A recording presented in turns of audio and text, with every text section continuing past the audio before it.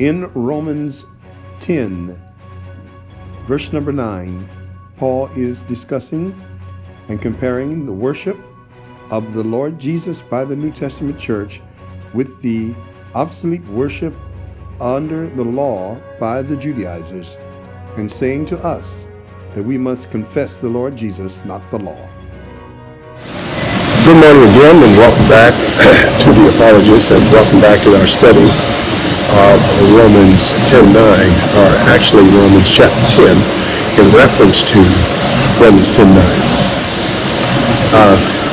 What we have done in our previous studies is we have broken down Romans 10, chapter 10, and in particularly the verses that are around Romans 10:9, explaining that Romans 10:9 is actually an apologetic explanation from the Apostle Paul to the church in Rome, that they should choose the preaching of the Lord Jesus as opposed to the rituals of the law.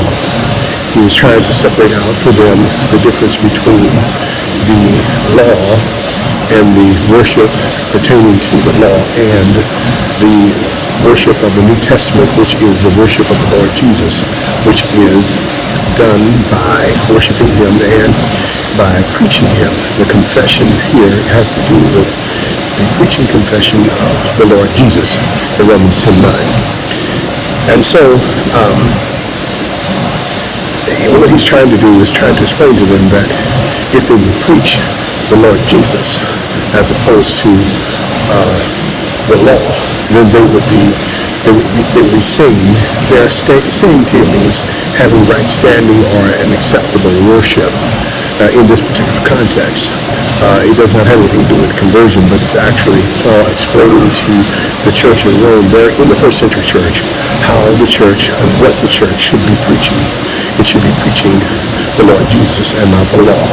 If thou shalt confess with thy mouth and no worship, if you preach Jesus before the law, then you will be saved as a church, is what Paul is saying. And so, as you go on down through the chapter, he says, and believe in thy heart. This is in reference to how the New Testament, how we're to worship in the New Testament, is by faith in the heart that we do our worship, not by rituals of the law, circumcision or Sabbath days, new moons, or any of the rituals of the Old Testament. We believe in our heart that God has justified Jesus by raising him from the dead.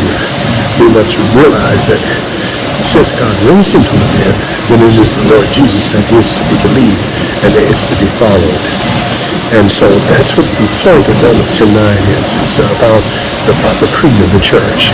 All right? But now when we go down in verses number 11 through 13, he says, for there is no difference between the Jew and the Greek, because in that day the argument was over whether or not the Gentiles could be saved without keeping the law. And the Jews felt that by inheritance, by them being the seed of Abraham, that they were automatically right with God by that. And that all Gentiles were out, they were heathens.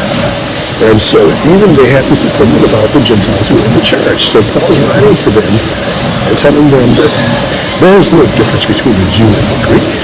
And when it comes to salvation, whosoever it is that is a worshiper, when he says, call upon the name of the Lord, that means a worshiper. Whosoever it is that calls upon the name of the Lord shall be saved.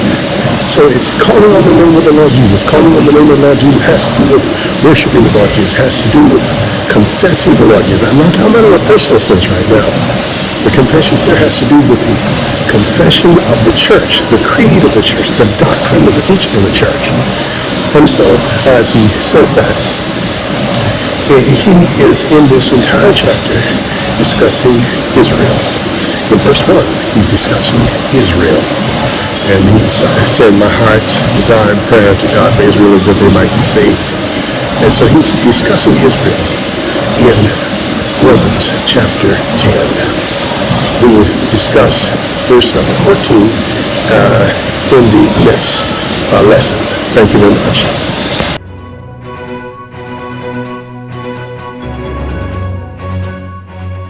In this particular video presentation, we discussed the meaning of the word confess the Lord Jesus in Romans 10:9.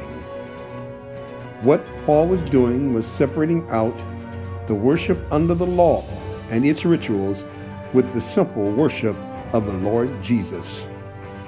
That's right.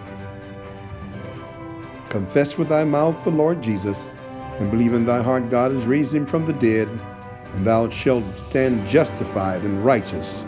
That's what Paul meant.